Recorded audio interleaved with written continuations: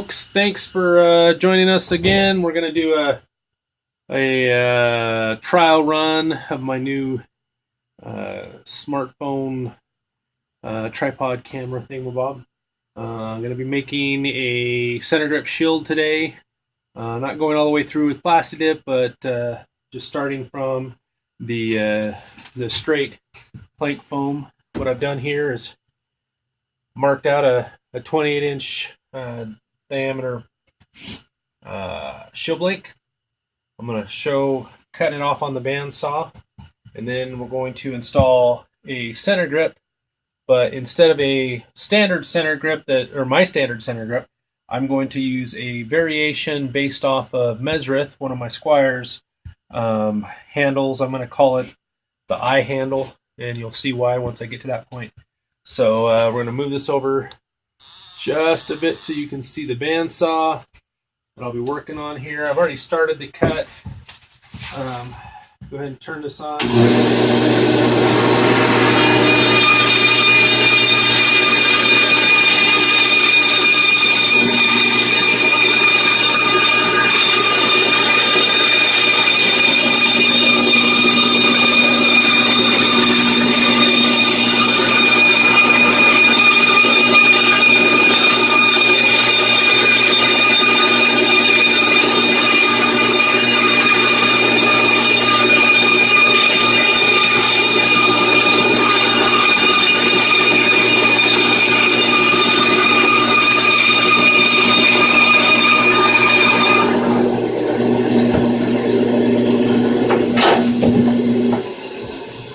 And that gives us our 28-inch round that we're going to start from.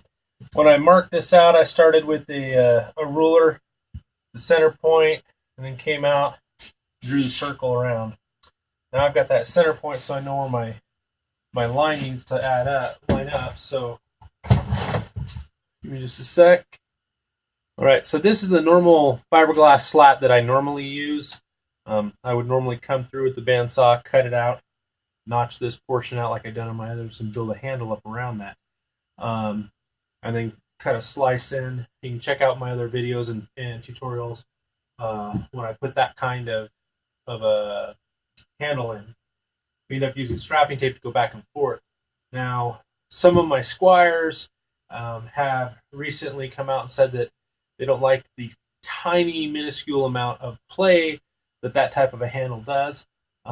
And Mesreth, when he built his madu, came up with a new, well, I don't know if it's a new way, but a pretty innovative way. I'd never seen it done before when he built his madu. And so what I'm going to do is, instead of using this slat, I'm going to modify his technique with a simpler, cheaper way of doing it that should be readily available for everybody else. So first thing I'm going to do, though, is I'm going to draw my center line so I know right where it needs to be. Now I have an indentation from when I drew the circle square in the middle, so I can line up that and go all the way straight across. So now I know where, the widest portion and the straight up and down portion of my handle needs to be. Okay, so next, instead of using that fiberglass slat, I'm going to use some 3/4 inch PVC. People think, oh, well, the PVC, is it going to hold up? Actually, it will, because of the way that we're going to build it. First off, I'm going to come in and I'm going to determine how long I need it to be. And I'm only going to come in about 6 inches from either side. So 28 minus 12 is what? 13, 14, whatever. Somewhere in there. So that's where I'm going to cut this off at. Okay, so I measured it out. Looking about like 16 inches is actually going to make a good handle for what we want to do. So I'm marking that spot. I'm going to cut that, and then I'm going to mark where the center area of my handle is going to be, where I'll be gripping it. That way I know in the future. So what we'll do is we'll cut that.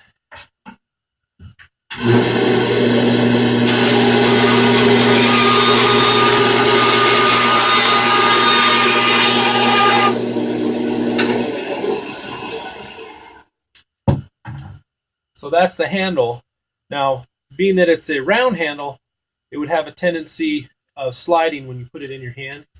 And you've got that plane up there, people start sliding. One of the things I like to do with all my center grips is to make sure that they're oblong.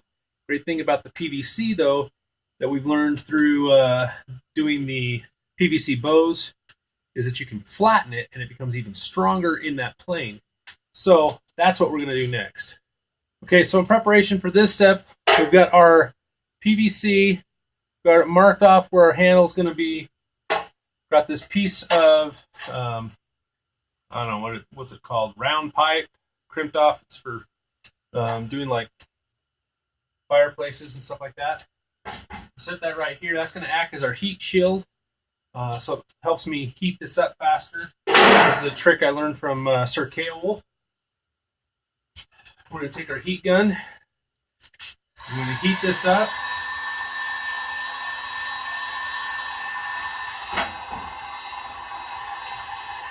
You need to heat just up that middle section. We don't need to heat the other areas because we're just going to want to clamp that middle section. And this might take a few minutes, so I'm going to pause this until we're ready. Okay, so I've heated this up. As you can see, well, maybe you can see, that pipe is starting to get really wobbly right there in the middle. What I'm going to do is real quick, I've got these two pieces of wood pre-done. Set it right in the middle.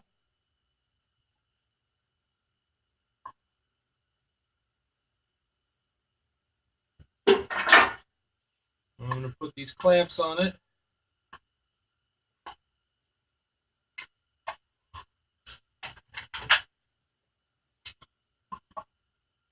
It's a little awkward being that first time doing it, I don't have a jig set up.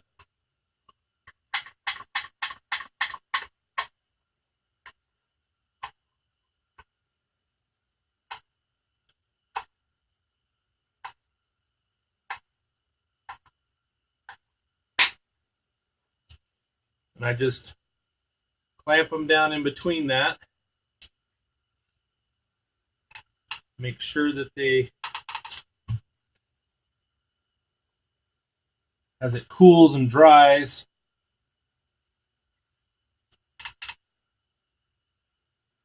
that it stays straight up and down.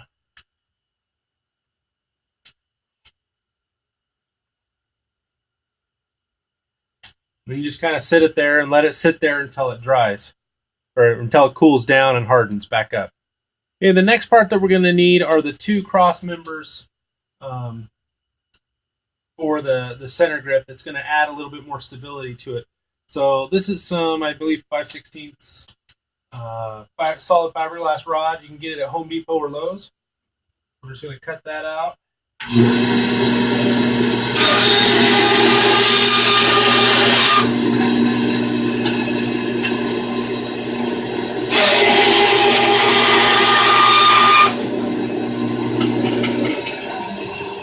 Cut out two of them. Now we've taken out the center grip off of the mold, off of the clamps. We've got that nice oblong shape in the middle there that we'll actually be able to grip onto and move really nice. Now what we want to do is these cross members are going to come straight through this center core. So we're going to go in and we're going to drill it through with the drill bit straight down through so that we can slide this inside it and it's locked in. And then you've got both sides of the PVC wall giving it lateral support. So as you turn the handle, it'll turn the whole plane of the shield at the beginning, or at the same time. It'll have that much more support instead of just tape.